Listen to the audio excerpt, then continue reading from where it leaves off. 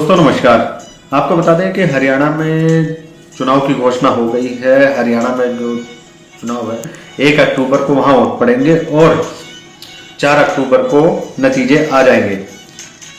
चुनाव को देखते हुए कांग्रेस हो या बीजेपी हो, सब अपने चुनाव की तैयारियों में लगे हुए हैं। और आपको हम बता दें कि हमारी टीम ने जो सर्वे किया है वहाँ के 90 सीटों पे, उन सर्वे को आज हम आपके सामने एक एक करके रखेंगे और आपको बताएंगे कि हरियाणा में किसकी सरकार बनने जा रही है, किसका पलड़ा भारी है और कौन किस पोजीशन पे है।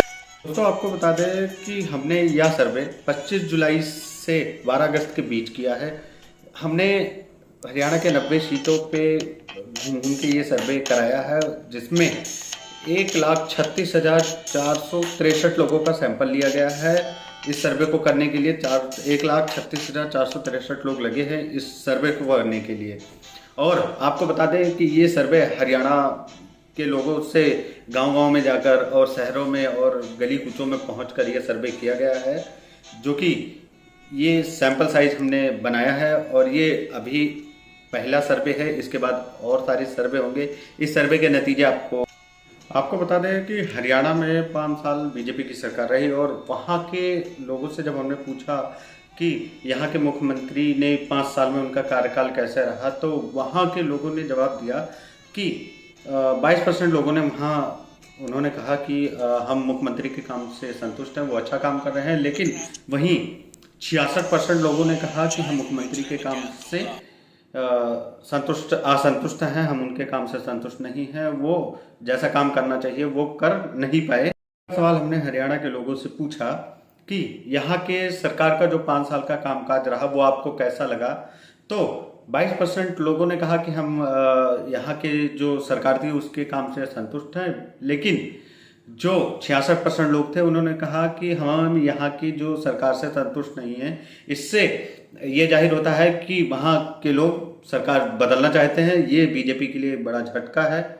हमने विपक्ष की भूमिका को लेकर हरियाणा के लोगों से सवाल किया, तो वहाँ पर 59% लोगों ने कहा कि विपक्ष की भूमिका वहाँ एकदम सही है, वो सरकार को हर चीज जताती रहती है। जब से राहुल गांधी विपक्ष के नेता बने हैं तब से विपक्ष की भूमिका पूरे देश में सही हो गई है। वहीं 16% लोगों ने कहा कि विपक्ष की भूमिका से वो नाराज हैं।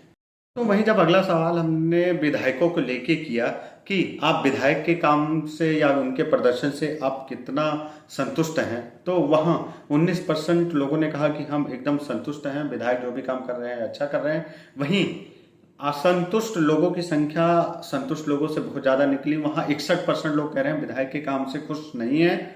और ये आंकड़ा देख के बीजेपी को अपने आप में मंथन करने की जरूरत है कि वहाँ जो विधायकों का प्रदर्शन है वो बेहद ही खराब है। हमने हरियाणा की जनता से पूछा कि यहाँ पर 3 सबसे बड़े मुद्दे कौन से हैं, तो हरियाणा की जनता ने बेरोजगारी को सबसे बड़ा मुद्दा बताया। हरियाणा के 72% लोगों ने, मतलब 72% लोगों ने कहा कि यहाँ बेरोजगारी सबसे बड़ा मुद्दा है।